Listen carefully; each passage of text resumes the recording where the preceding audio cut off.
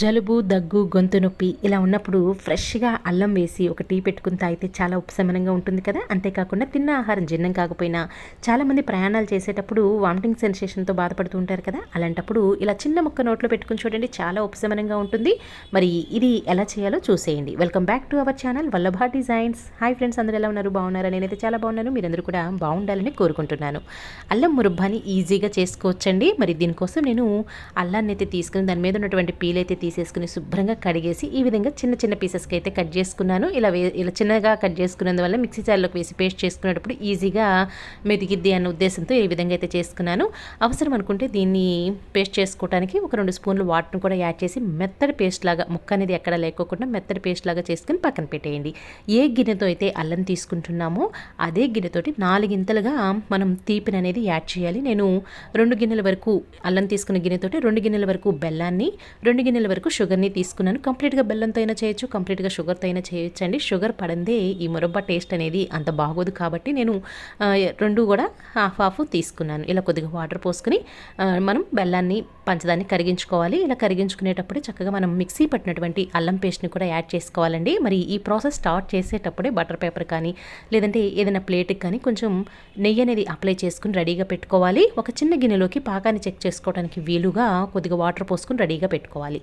ఇలా మిక్సీ పట్టిన పేస్ట్ని కూడా, అల్లం పేస్ట్ని కూడా వేసేసి బాగా కలియబెడుతూ ఉండాలండి. ఇది కాసేపు బాగా మిక్స్ అయ్యి చక్కగా కొంచెం పలచబడుతుంది. చూస్తున్నారు కదా!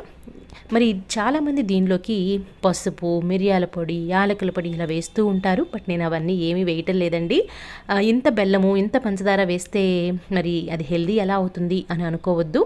మరి అల్లం ఘాటు తగ్గటానికి ఈ మాత్రం తీపి పడందే వర్కౌట్ అవ్వదండి. మరి చూస్తున్నారు కదా, కాసేపటికి నూరగ్గా వచ్చేసేసి ఈ విధంగా కొంచెం కొంచెం చిక్కబడుతూ ఉంటుందండి. దీనిలోకి ఇప్పుడు చిటికెడంత సాల్ట్ అయితే వేశాను.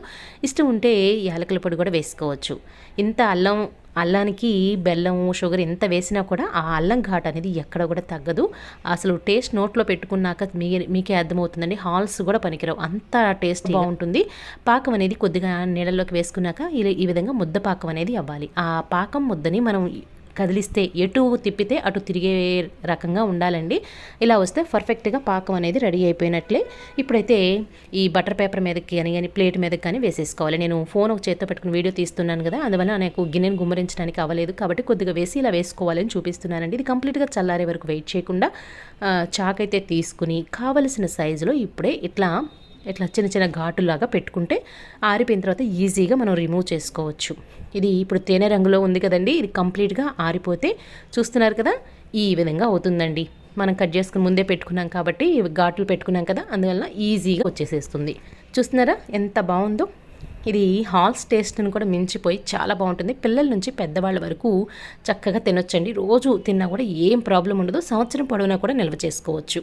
మరి మీరు కూడా ఈ అల్లం మురబ్బాని ఈజీగా ఇంట్లో ప్రిపేర్ చేసుకోండి. మరి ఇలాంటి healthy recipes, useful craft ideas మన ఛానల్లో చాలా ఉంటాయి, రాబోతున్నాయి కూడా. మరి మన ఛానల్ని సబ్స్క్రైబ్ చేసుకుని ఎవరికైనా ఈ ఛానల్ని షేర్ చేయండి, లైక్ చేయండి, కామెంట్ చేయటం అస్సలు మర్చిపోవద్దు. రేపు మరో చక్కటి వీడియోని మీ దాకా తీసుకొస్తాను. Thank you.